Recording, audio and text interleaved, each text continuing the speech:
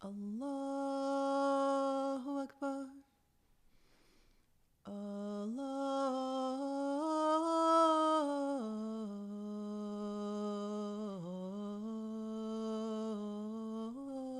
Allahu Akbar. Ashhadu an la ilaha illallah.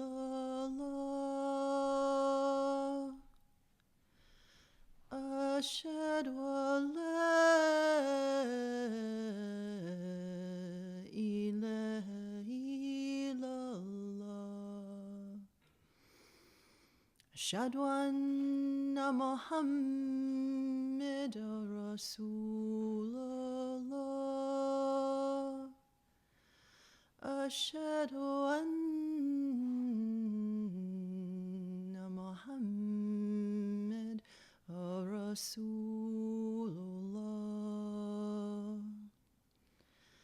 Hayya alal salah.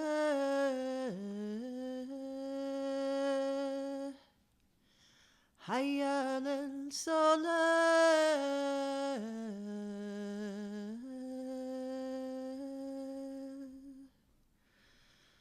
Hayya alal falah.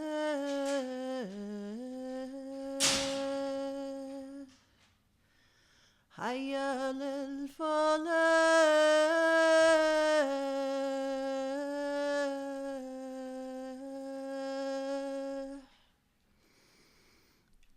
Allahu Akbar.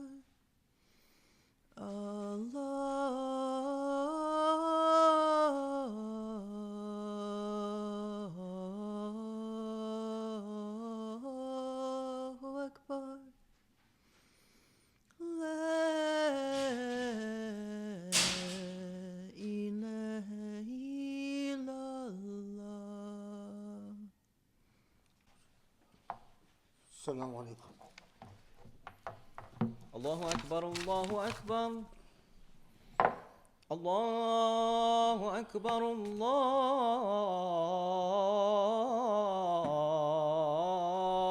الله أكبر أشهد أن لا إله إلا الله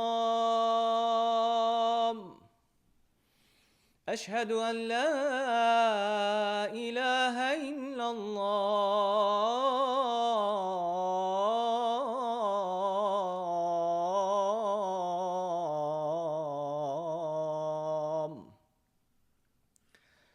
أشهد أن محمدًا رسول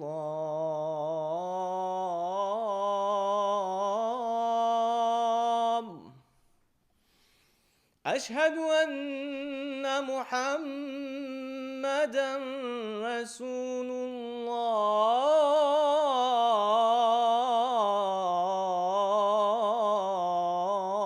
الله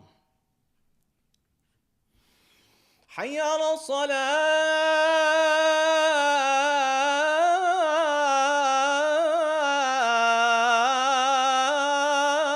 الصلاة حي على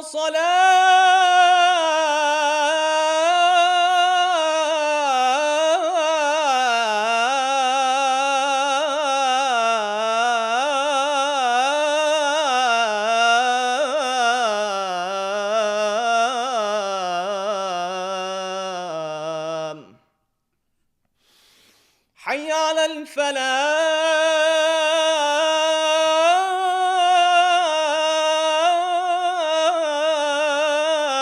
الفلاح حي على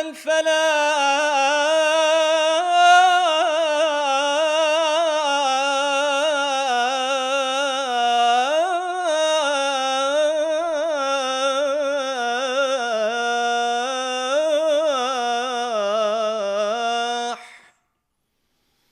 الله أكبر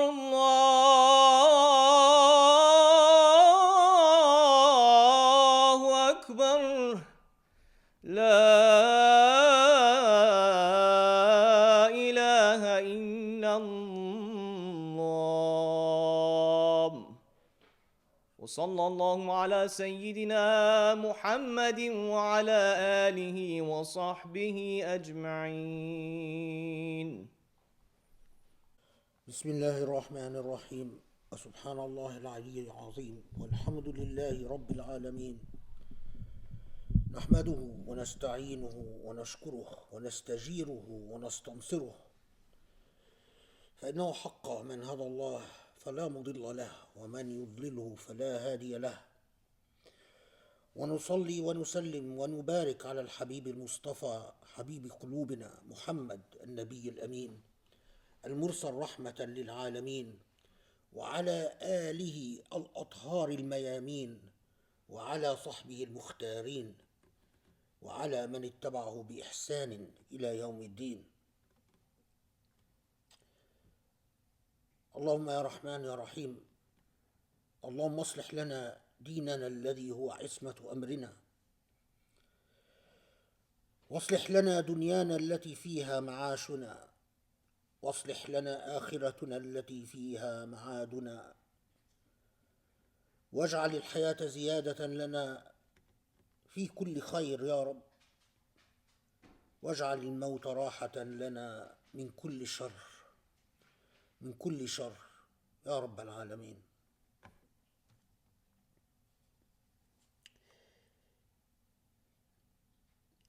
What do I start with? Do I start with a frank assessment of the historical moment in which we are all part of, we are living through? In my view, as far as Islam is concerned, such a defining, transformative moment, we are living through a moment that will define the role that Islam plays on this planet for centuries to come. Do I speak about this, or do I start with the unbelievable and incredible insights of the Quran, in which Allah subhanahu wa ta'ala, if we read and understand and comprehend carefully enough, tells us about these transformative historical moments, moments of crises, and what our role, or what ought to be our role in such historical moments. Maybe I should start with this.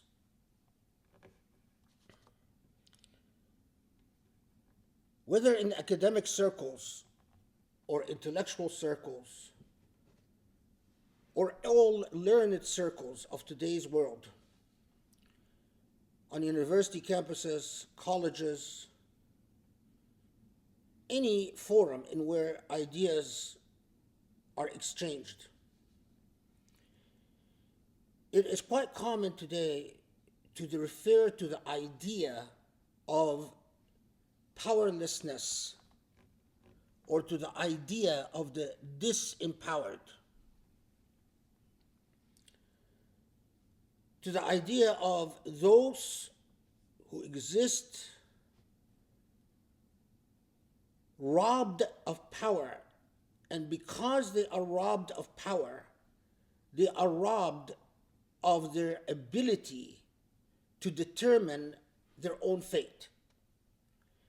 Because they are disempowered, they lack self-determination. We use this language today, and it is so common to us, as if it has always existed, as if the idea of the disempowered and the idea of self-determination and the idea of the right to self-determination and the idea of disempowerment as a bad thing, as if it has always been there, from the dawn of history till today? Well, the truth of the matter is, it hasn't. In fact, the language of disempowerment, when we talk about disempowered people, whether these people are disempowered because of their class status, because of their ethnicity, because of their race, because of their religion, because of their culture, whatever the reason for the disempowerment is, and the corollary and interconnected and closely aligned concept of self-determination,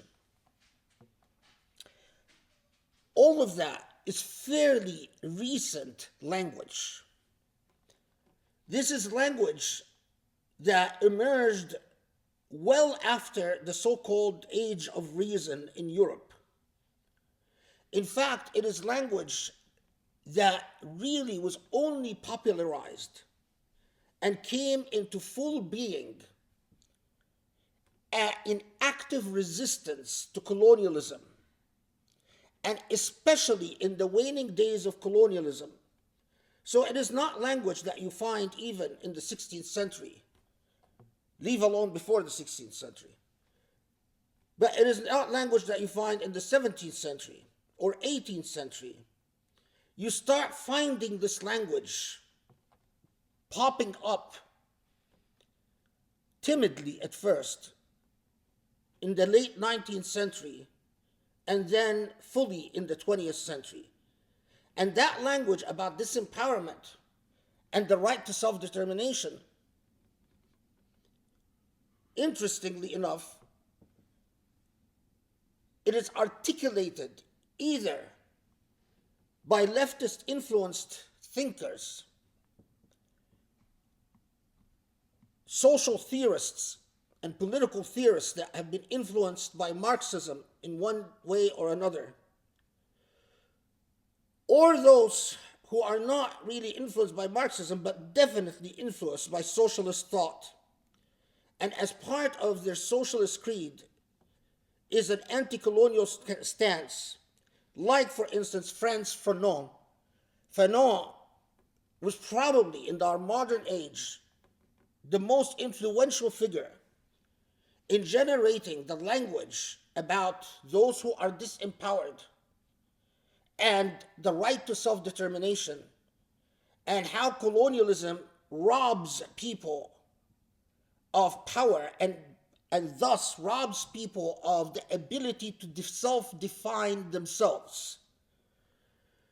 In other words, colonialism comes in as a form of complete and total physical and non-physical assault, and says, you don't get to define yourself in our world. We define who you are, what you are, how you are, and for what reasons you are.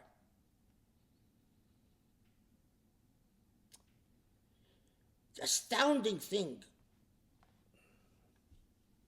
And it is an astounding thing only to those who know, because they're actually educated, is that the Quran came in and introduced the language of disempowerment and the right to self-determination centuries before even colonialism was a reality. When the Quran spoke about al-mustadafina fil ard and said that those who are disempowered, God wills that they end their disempowerment either by active resistance or by an act of migration. In other words, removing yourself from the realm of disempowerment so that you become empowered.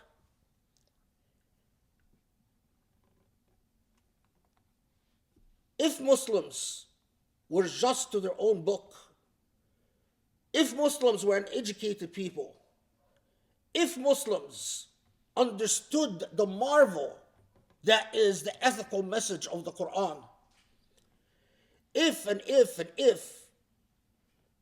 Muslims would have realized how remarkable, astounding, brain-blowing, or blows your brain, whatever the expression is, that the Quran comes centuries before, at a time when human beings did not think, at a time when human beings thought that kings have a divine right to rule, and that it is divine will that determines who the king or queen is, and that challenging the right of kings or queens is a punishment worthy, or an act worthy of capital punishment.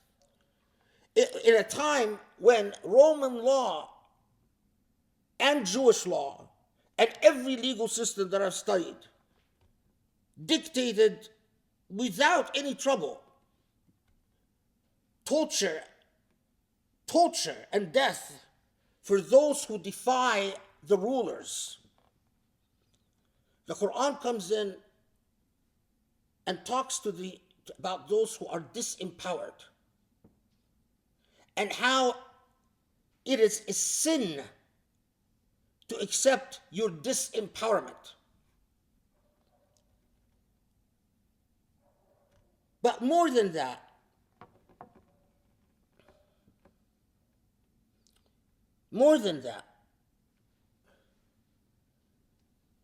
and I hope Muslims listen carefully.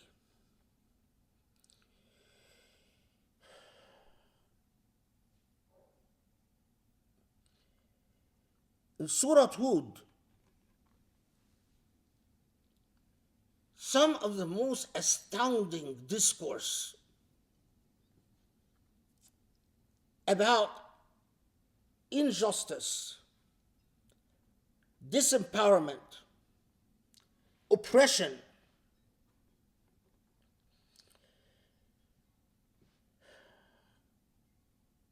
when Allah subhanahu wa ta'ala tells us, فَاسْتَقِمْ كَمَا أُمِرْتَ وَلَا تَطْغَوْا استقم كما أمرت ومن معك ولا تطغوا إنه بما تعملون بصير. And then that expression, ولا تركنوا إلى الذين ظلموا وقم الصلاة. Then after that, the ayah that follows, وقم الصلاة. But then, واصبر فإن الله لا يضيع أجر المحسنين. In Surah Hud,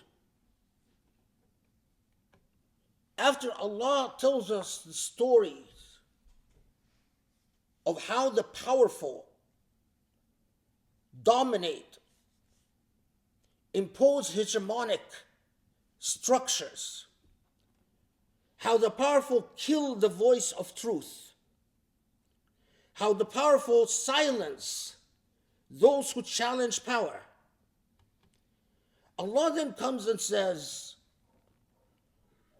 so how about you? Your issue is not to say, well, because there are disempowered people, then it doesn't matter. The message of the Quran is quite clear.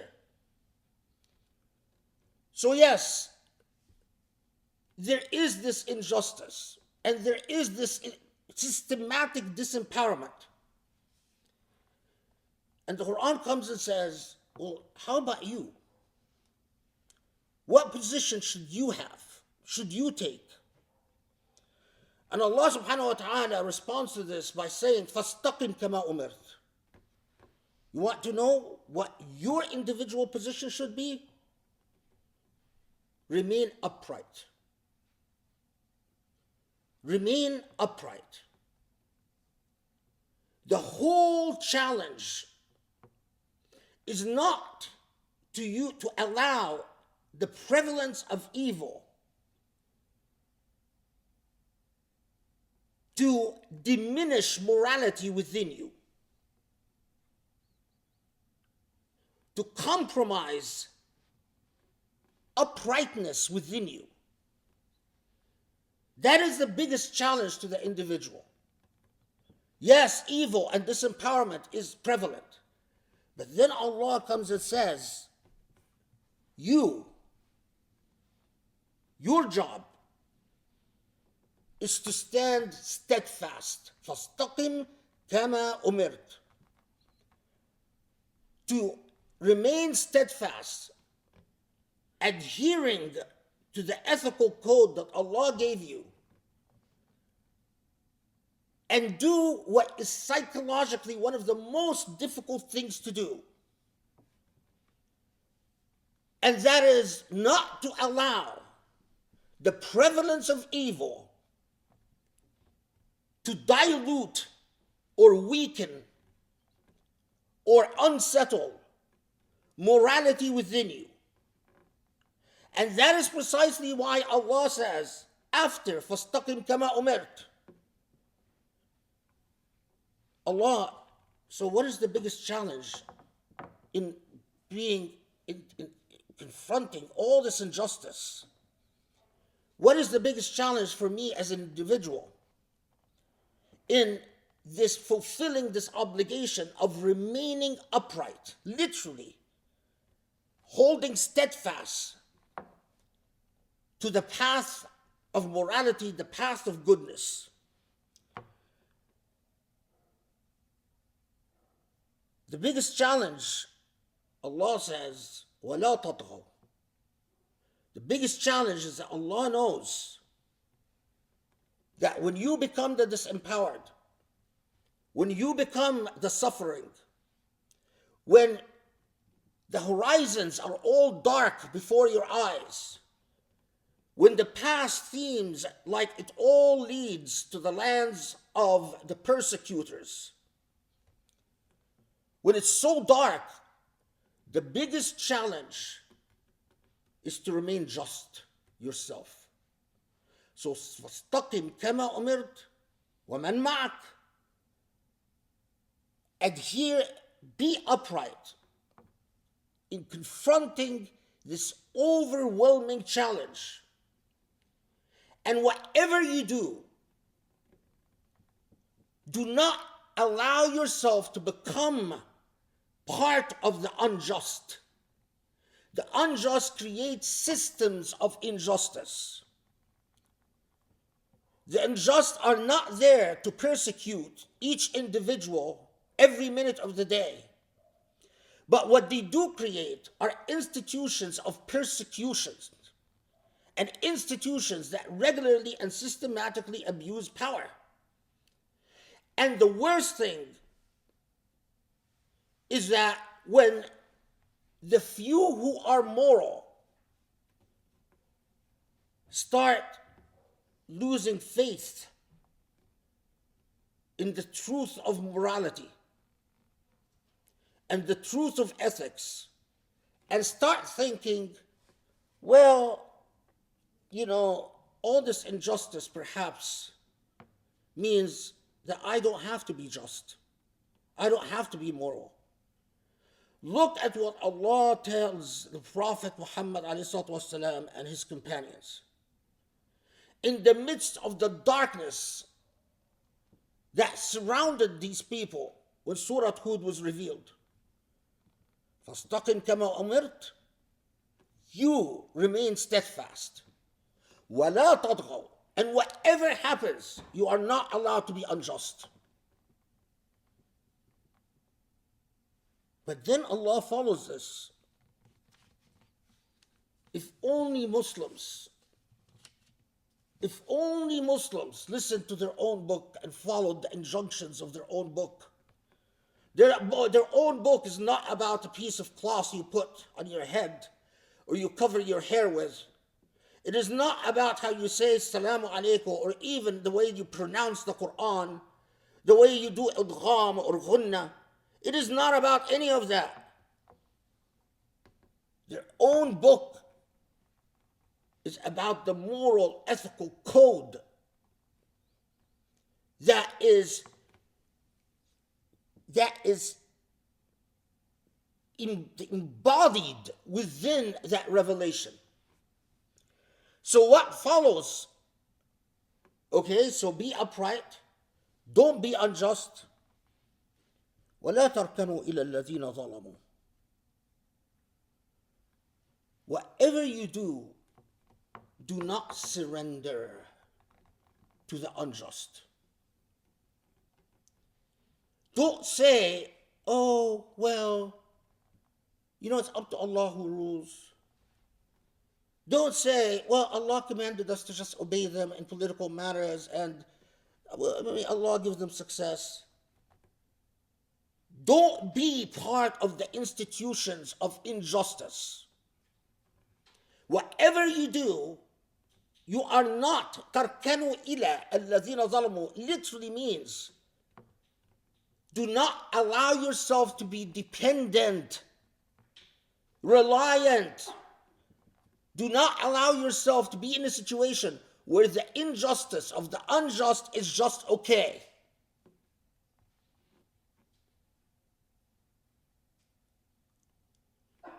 So the concept,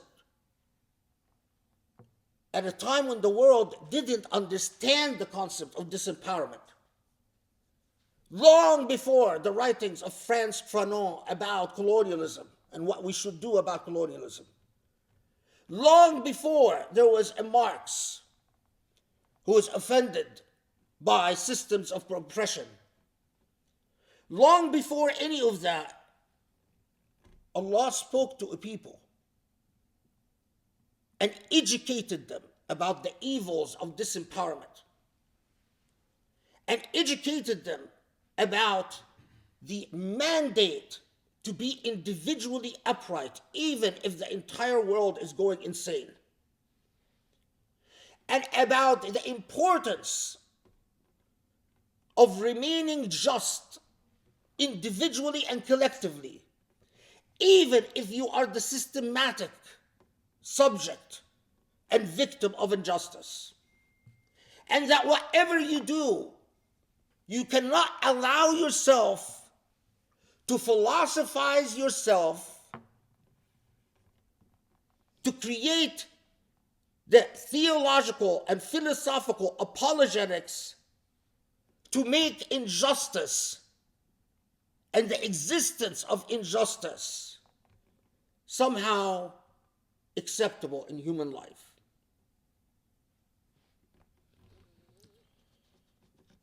Look,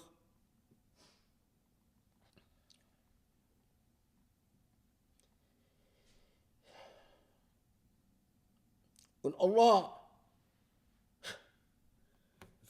if only we studied our book. In Surah Ash-Shura, the very surah that even after the defeat in Uhud,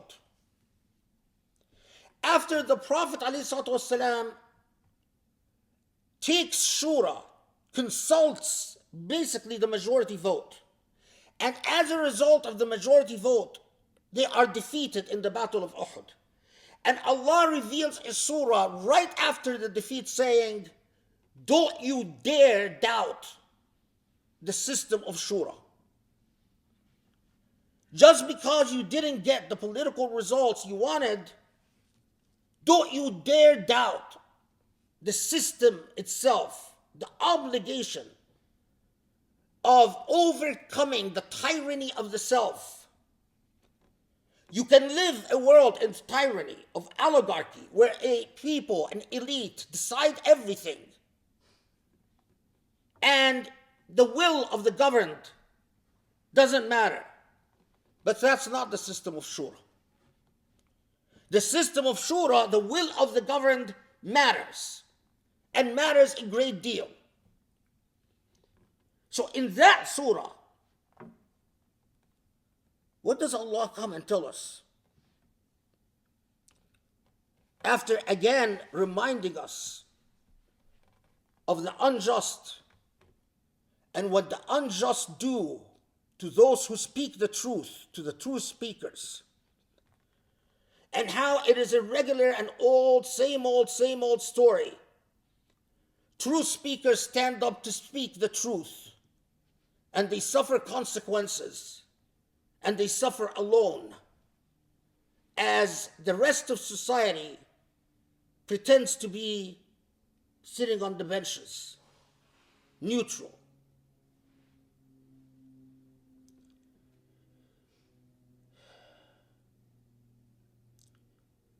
So then, after Allah tells us, reminds us in Surah Al-Shura, Allah comes and says, فَلِذَلِكَ فَلِذَلِكَ because of that, as a result, in consequence, فَدْعُ teach, speak out, advocate.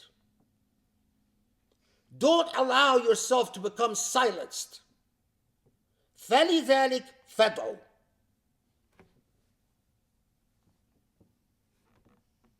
And what is the message? God and Allah responds in the same ayah. فَاسْتَقِمْ كَمَا أُمِرْتَ. Again, your obligation is to be upright and to remain upright and to be steadfast in uprightness. To see the losers all around you, the jokers, the victims, those who allow themselves to be victimized by Satan, those who allow themselves to be abidu shaitan, those who allow themselves to be the slaves of Satan. Your job, individually, is to remain steadfast. فَاسْتَقِمْ كَمَا أُمِرْتَ وَلَا تَتَّبِعْ أَهْوَاءَهُمْ. Do not follow their whims. Do not accept, do not allow yourself to philosophize wrongdoing by following the whims of those that you know are unjust. But right after that, what does Allah tell the Prophet ﷺ in the midst of the hardship that followed the loss in the Battle of Uhud? Okay, so Allah again tells the Prophet, your first obligation when you are confronting all these challenges is to remain upright and not follow the whims of people. And then what else, Allah? And Allah says, وَقُلْ آمنت بما أنزل الله آمنت بما أنزل الله من كتب لا من كتاب آمنت بما أنزل الله من كتاب وأمرت لأعدل بينكم.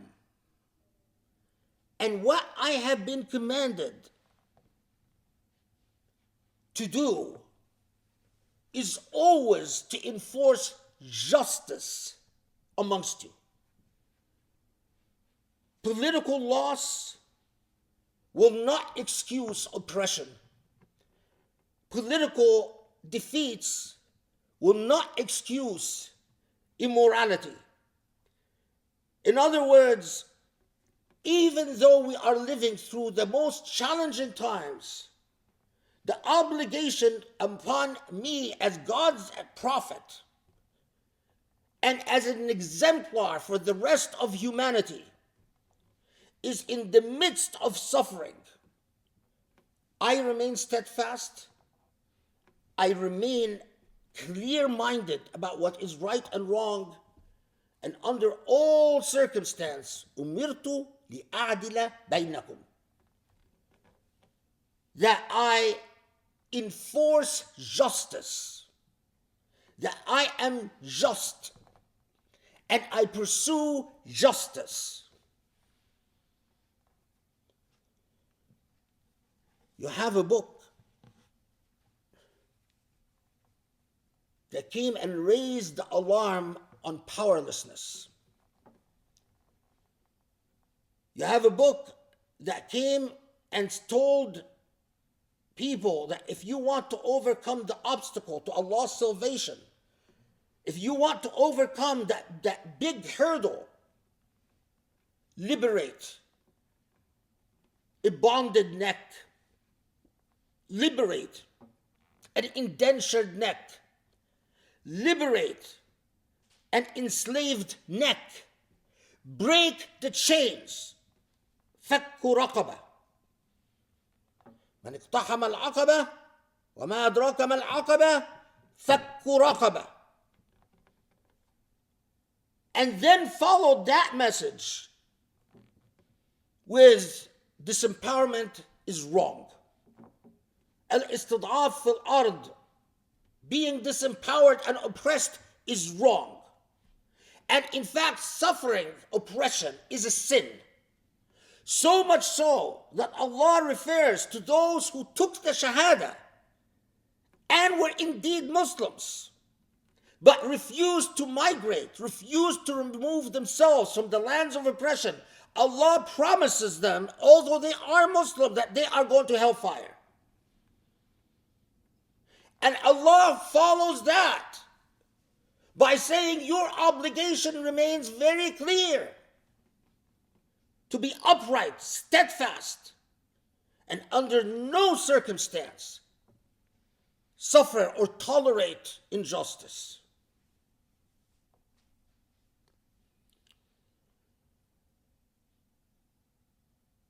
Of course, this message excited the imagination of people at the time it was revealed. Its language was indeed, its ideas, its language, its concepts were indeed foreign, but liberating and exciting like oxygen. We are not accustomed, do not find Arab poets writing about disempowerment and overcoming disempowerment. We've never heard an Arabic poem in the Jahili age, not a single poem about overcoming disempowerment. That's not what Arabs talked about. Arabs talked about racing horses, bragging about the best breed of horses they have. Arabs talked about feuds and how they won their feud, right or wrong. Indeed, Arabs had practically no sense of justice whatsoever, because so much of what they brag about in their poetry was outright injustice. And this book comes and reorients the entire perspective of a people as exemplars for the rest of humanity. It is not about your horses. It is not about your camels. It's not about your palaces. It is not about your ethnicities. It is not about who's chosen or who's unchosen. It is not about your kings. It is not about your queens. It is not about your priests. It is not about your aristocracy who hoards money and gold. Of course, it excited the imagination of people. And of course, it wasn't just Arabs. Everyone that had suffered from Roman oppression that had existed for 1,000 years. Because the Romans didn't just oppress Arabs. They even oppressed fellow Christians like the Copts in Egypt. The Copts of Egypt conveniently forget that they were a persecuted group under Roman control, and they didn't get to breathe the air of freedom until Muslims liberated their churches and restored their churches to them after Muslims kicked the Romans out of Egypt. And if we were writing our history, this would be common knowledge. Every kid, every child would know this. But we don't. We don't write our history. We don't understand our book. We are about literally nothing. earlier are referred to us as donkeys carrying books. And that is precisely what we are. Because we have a book that opened our eyes. And we insist on keeping our eyes shut. Now, why do I talk about this? Let me put this just succinctly in perspective.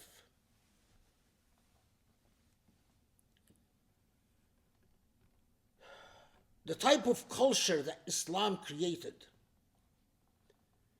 the Islam as a historical phenomena, the type of culture that it created was a culture that at the roots level, at the level of society and culture, rejected being dominated by the other.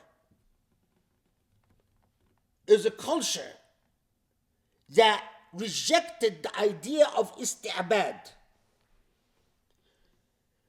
And that is why,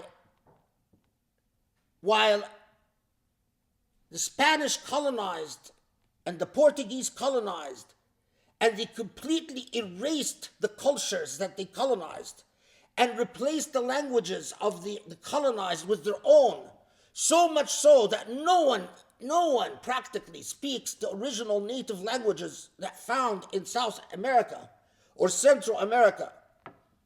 They were all replaced by the culture and the language of the colonizer. And the same thing in so much of Africa. And the same thing in so much of Asia. Places like the Philippines, for instance. The one force that always proved difficult to control and to dominate and to erase was Islam. Islam gave its people a native sense of dignity that did not tolerate subjugation and disempowerment. So when you find that we are living through a moment where the entire world is watching on live TV a genocide unfolding, the genocide, yes, unfolding against Gazans, but the intended audience of that genocide, this message, this terroristic message, terrorism is hurting an innocent party in order to send a message. And what is going on in Gaza is the state of Israel engaging in terrorism. It is doing what it's doing to Palestinians to send a message. And the message is to Muslims, wherever they are, of the futility of resistance and the futility of believing in an Islam that looks to normative categories like justice or fairness or dignity or honor. I remember as a young man when I read the extensive writings of Arnold Toynbee. Arnold Toynbee was a historian, British historian, who wrote a great deal about the colonial age, about history in general, but particularly colonialism. And he wasn't particularly critical of colonialism, by the way. But Arnold Toynbee said it very plainly. This is before World War I. The biggest obstacle to full Western hegemony and dominance is Islam. We have successfully dominated the Hindu, the Buddhist. We successfully replaced the native religion with Christianity, our Christianity. But we are having the hardest time converting Muslims. We are having the hardest time getting Muslims to forget the language of their book. And Arnold Toynbee very openly and very frankly says, advising his colonial masters, any Muslim who resists must be called a zealot. Back then, it wasn't a terrorist, it was a zealot.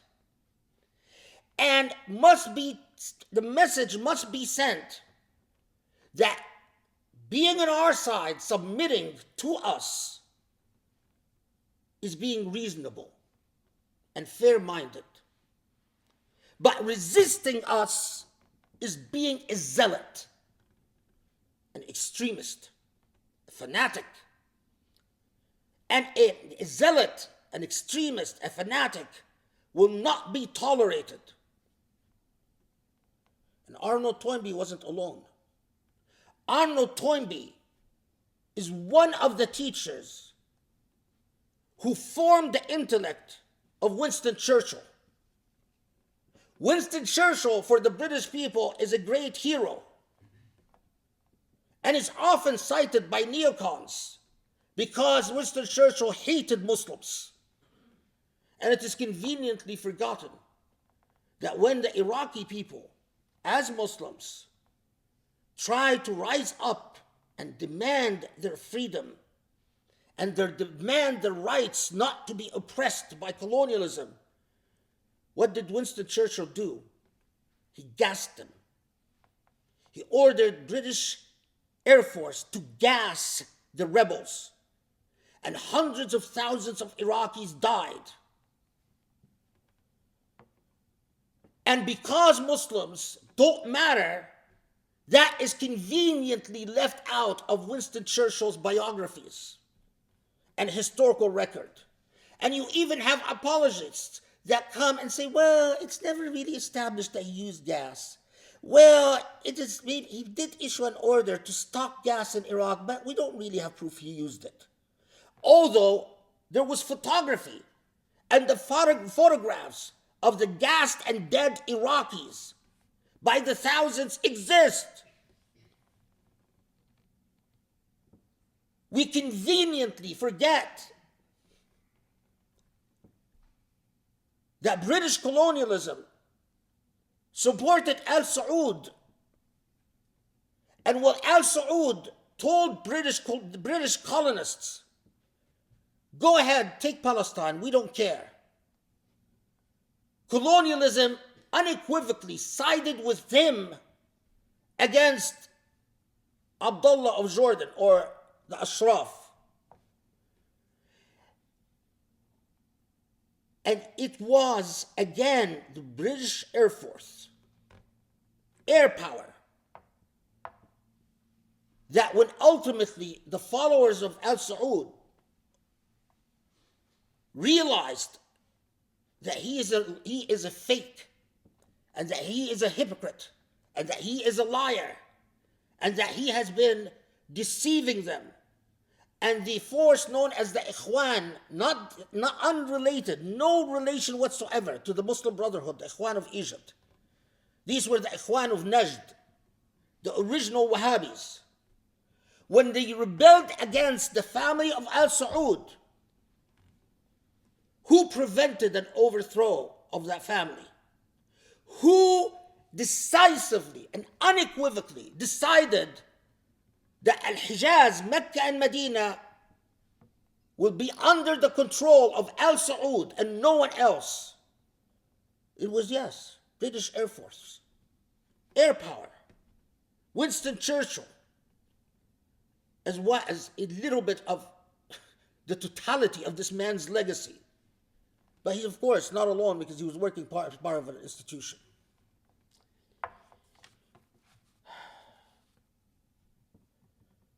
So what is it? What is it that the powers of hegemony, the powers that want Muslims subjugated and powerless, powerless.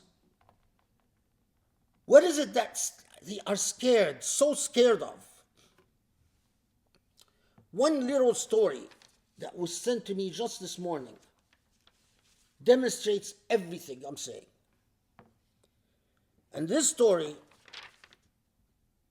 is that the hashish sellers of Morocco, Moroccan hashish sellers, are refusing to sell their wares to Israeli criminals in protests of the war in Gaza.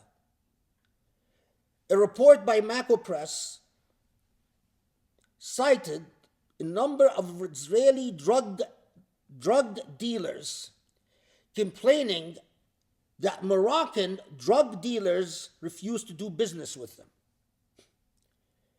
They decided that because of the war, meaning because of the genocide, they are boycotting us. Since the war, we have the genocide, we have lost a lot of money, tens of millions of shekels at least. The outlet quoted a Moroccan hashish dealer saying they are refusing to sell to Israelis because of the genocide.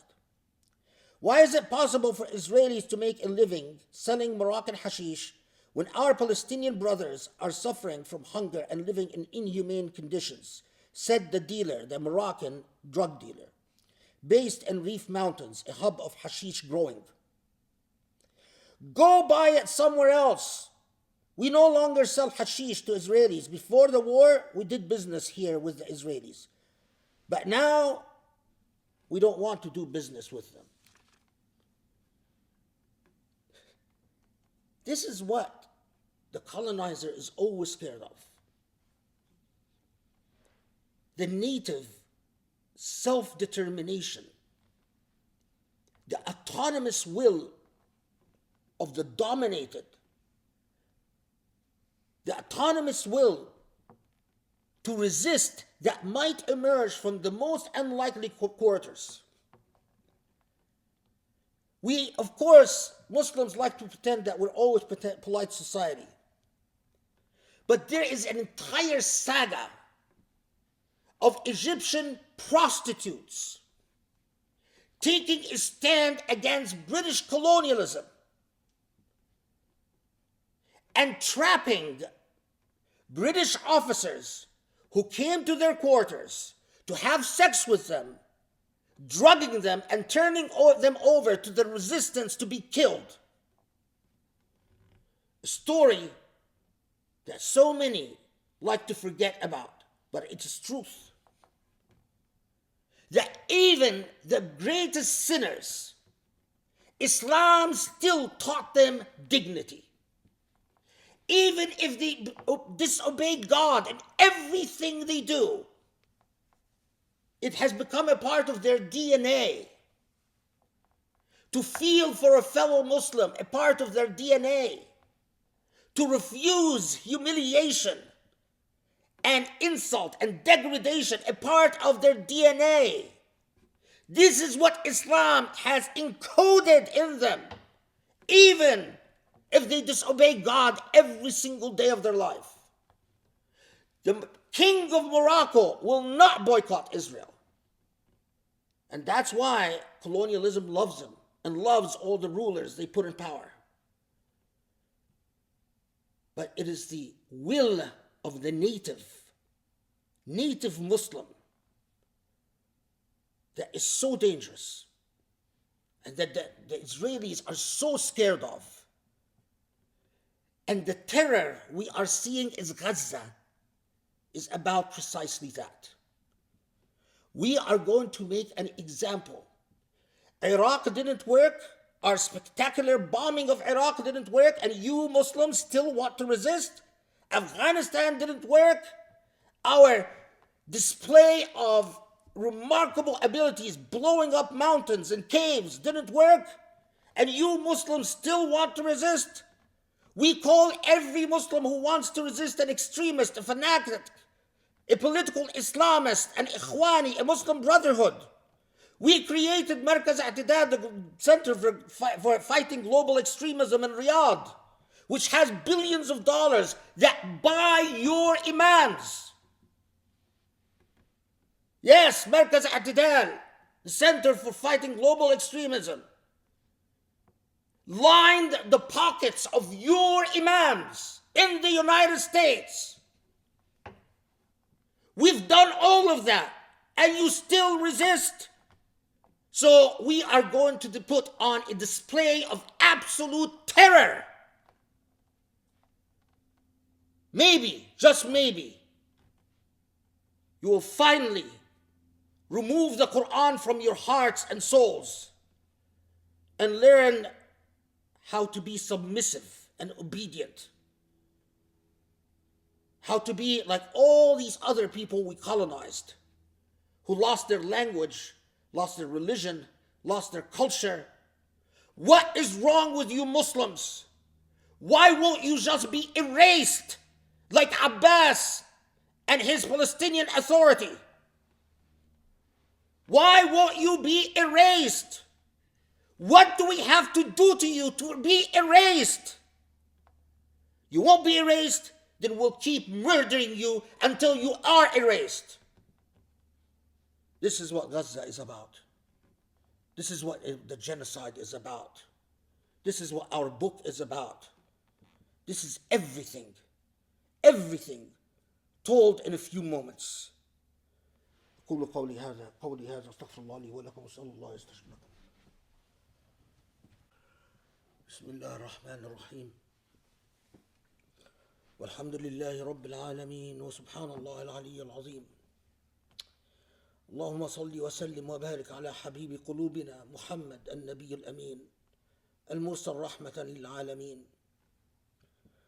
وعلى آله الأطهار الميامين، وعلى أصحابه المختارين، وعلى من اتبعوه بإحسان إلى يوم الدين.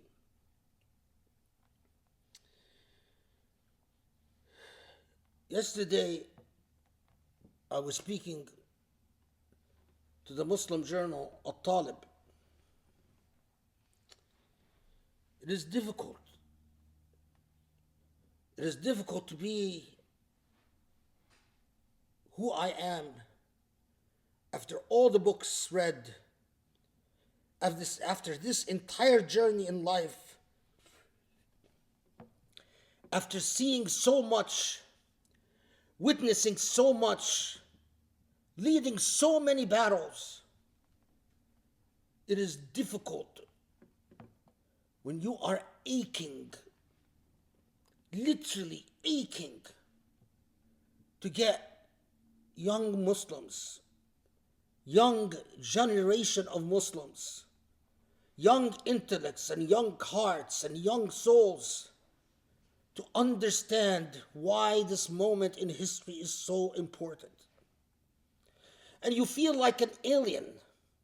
You feel like you are speaking from the margins, standing on the mountain, yelling out to the heavens, and you're not sure who is hearing.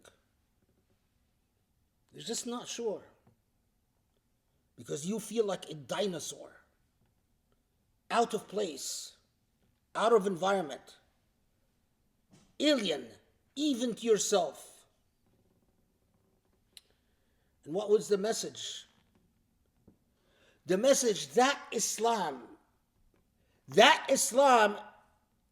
talks about disempowerment, al-mustad'afina fil ard, and tells people that if you accept istid'af, you accept being disempowered, that is a sin.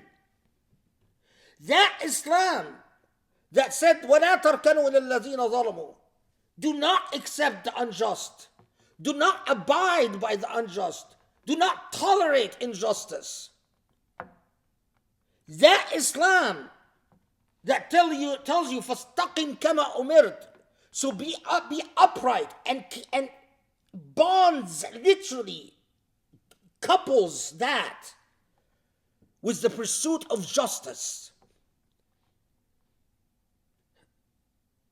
There's another form of Islam that will tell you, will cite the same verse, وَاسْتَقِمْ فَاسْتَقِمْ كَمَا أُمِرْتَ, and then you get your attention. And then, see, Allah wants you to be upright. Yes, Imam, so what does Allah want from me? Well, the Imam will forget the rest of the verse that talks about justice. and will say, well, use the miswak and, make sure that you enter from a different door than women enter, and make sure you never hear the voices of women, all that nonsense. But no, that's not the message in the Quran. And there is a systematic effort today in the world we are living in. And Gaza is very much a part of that. As is the Abrahamic Accords. As is the annexation of Jerusalem. As is the Neom city that is being planned. As is the architectural destruction of Hijaz. Look at Mecca. It has become a Las Vegas, for God's sake.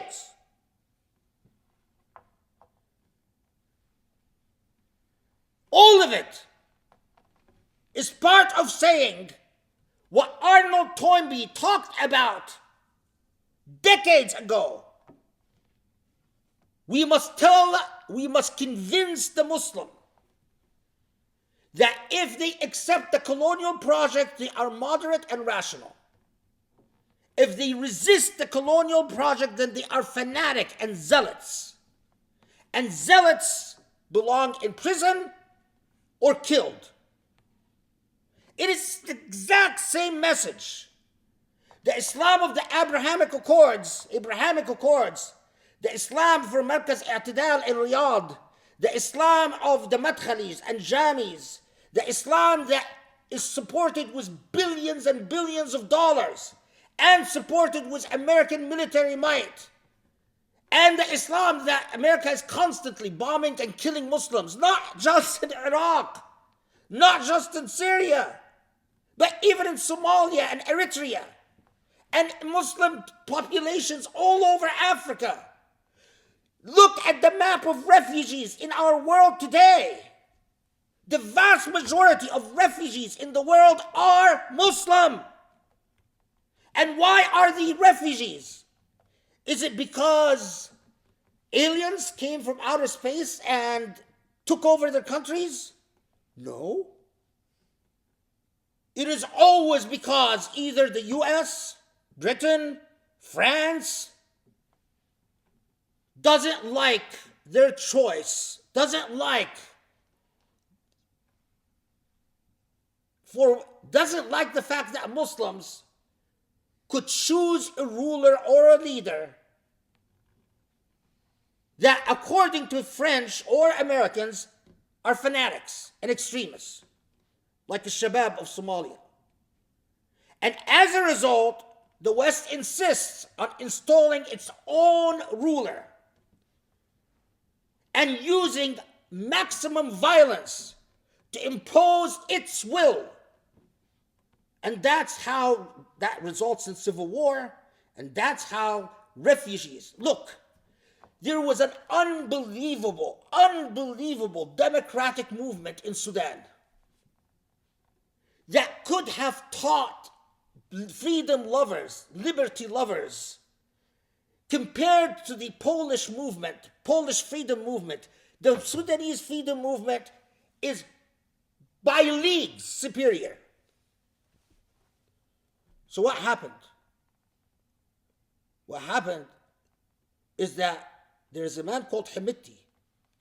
And Hemeti is well known. It's just a CIA stooge. Like Haftar of Libya. A long-time client of the CIA. A man who has a horrible human rights record. Committed numerous massacres. But is, when all is said and done, our man. Like Haftar of Libya. So, we told Hemeti, one, Sudan must normalize relations with Israel. But when Sudan did that, and it did Sudan gain the right to have freedom, democracy, to determine its own fate? No. Now that you've accepted Israel, now you accept the rest of the deal. You are subservient to us. You Muslims are not worthy of concepts such as liberty and rights and justice. And so we ordered Hemeti to create an actual civil war in Sudan that has generated thousands upon thousands of refugees. I'm going to close with this, and I hope some out there will understand.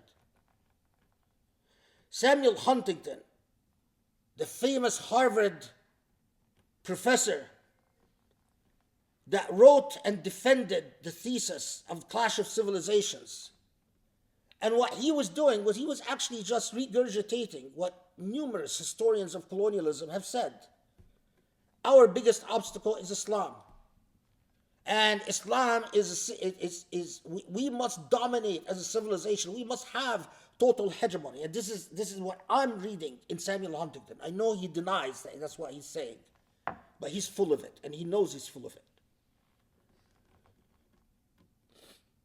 So Samuel Huntington, to prove his case, said, look, wherever there is Islam, there are bloody borders. What he was implying was the message that Bernard Lewis taught him decades earlier, is that Muslims have bloody borders because Muslims can't just coexist with others. So Muslims are always fighting the other and wanting to dominate the other. The funny thing is people like Huntington and Bernard Lewis are constantly talking about how Muslims want to dominate the other, when they realize that Muslims have not been dominant for centuries, and that Muslims are thoroughly dominated, when they are fully aware of, for instance, what France, Britain, and Russia did to Iran, when Iran had a nascent democratic movement. They are fully aware of how agonizingly painful this history was and is. And Iran was basically told, if you talk about parliaments and rights and democracy and so on, we will destroy you. We will destroy your economy. They are fully aware of the democratic assemblies that were held in Syria before Israel, before the Zionists occupied Palestine. This is consistent, the numerous attempts by Muslims everywhere to assert this right to self-determination and dignity. And what colonial powers did, exactly like what the US did when it helped the Egyptian army overthrow a democratically elected government, and did the same thing in Tunisia. Time and time again, the story is so boring and redundant.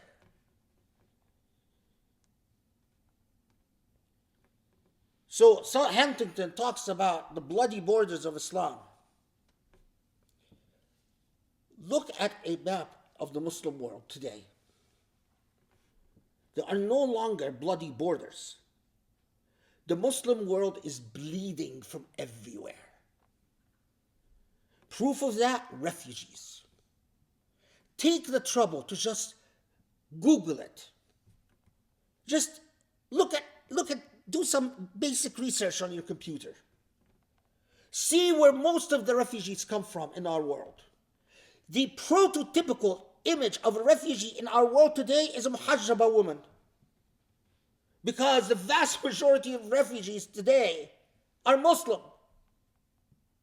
So the Muslim world is bleeding everywhere, not along the borders as Huntington claimed anymore. So Huntington, so you claimed that it is Muslims are constantly so aggressive that they push against the other. And so in their outer parameters, their outer boundaries, the bloody borders of Islam, is because Muslims always want to dominate. So Huntington, what happened? Why is the Muslim world today bleeding everywhere? Why are there American military bases all over the Muslim world? 130 military bases overseas, the vast majority of which are in Muslim countries. It is not colonialism by proxy anymore. It is direct,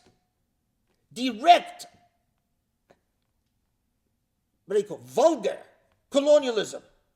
American bases are there, and they are not subject to the sovereign will of the local domestic power. The American bases do whatever they will, and they never ask permission of the Saudis, of the Jordanians, of the Iraqis, of the Syrians, of the Egyptians. They do whatever they want. And no Muslim country can dare say, please, excuse me, what the hashish sellers did. No Muslim country can dare take a stand like the hashish sellers of Morocco. Like saying, don't use the military bases, please, to send ammunition to Israel to kill Palestinians. Wouldn't dare. Bases in Libya, bases in Tunisia, bases in Morocco, bases in Egypt, bases everywhere. So why the bloody body of the Muslim world, Huntington? And I'll tell you why. Because of this obsession, this ideological bent that took place after 9/11, that the Muslim world must learn to submit and surrender.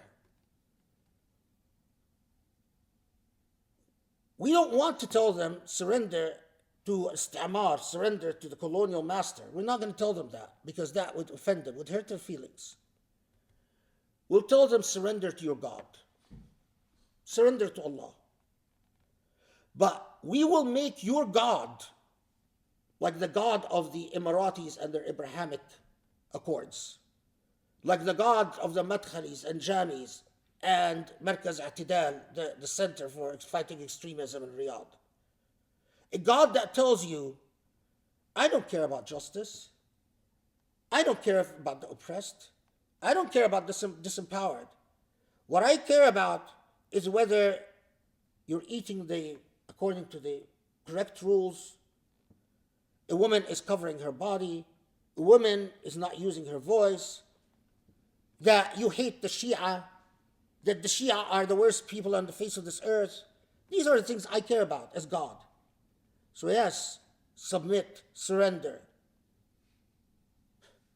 Submit and surrender. And since it hurts your feelings to just acknowledge that you're surrendering to your colonial master, we will just pretend that you're surrendering to your God. And we will define your God the way we want. This is why we are living through a historical moment, transformative moment. The genocide in Gaza is about redefining Islam. That's why Saudi Arabia, in private, consistently and persistently, tells the Americans, go ahead, destroy Hamas. Please get rid of them. Wipe them out. Because we don't want the type of Islam that Hamas presents. This quote-unquote Ikhwani, Muslim Brotherhood Islam. That's political Islam, and that's yucky, that's bad. So go ahead, do us a favor, wipe them out. That is why, for God's sake, people like Hamza Yusuf and his clown-like companions are so dangerous. And as another Trump presidency comes in, they and the people, the Hamza Yusuf people, are this tight. Let's not forget the report that Hamza Yusuf was a part of, that the State Department commissioned about human rights, is the subject of another khutbah. A shockingly disturbing report.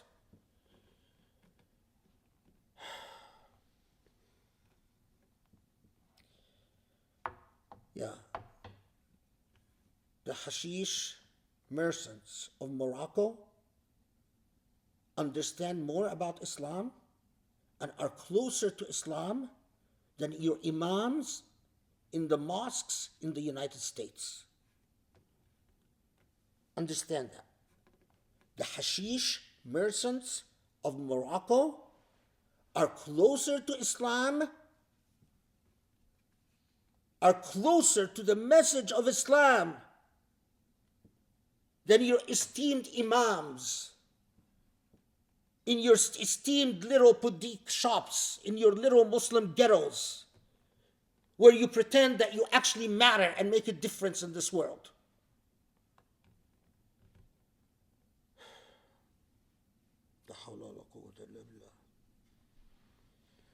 أقول قولي هذا واستغفر الله لي ولكم أسأل الله يستجب لكم إني داع فأمنوا اللهم اغفر لنا اللهم ارحمنا يا رب اللهم تب علينا يا تواب اللهم اهدنا لأقرب من هذا رشدا يا رب Allah, forgive our sins, for we are sinners. But there is a difference between those who sin because they're weak and those who sin because they insist on being ignorant and blind. Allah, please make us of the first type, but never of the second type. Strengthen our faith. Give us the power to stand as you've commanded. فَاسْتَقِمْ بِاللَّهِ, to stand firm and upright, and to stand always at the side of justice and the just, never at the side of the unjust and for injustice. Allah, please answer our prayers. وصلي وسلم وبارك على الحبيب المصطفى وأقم الصلاة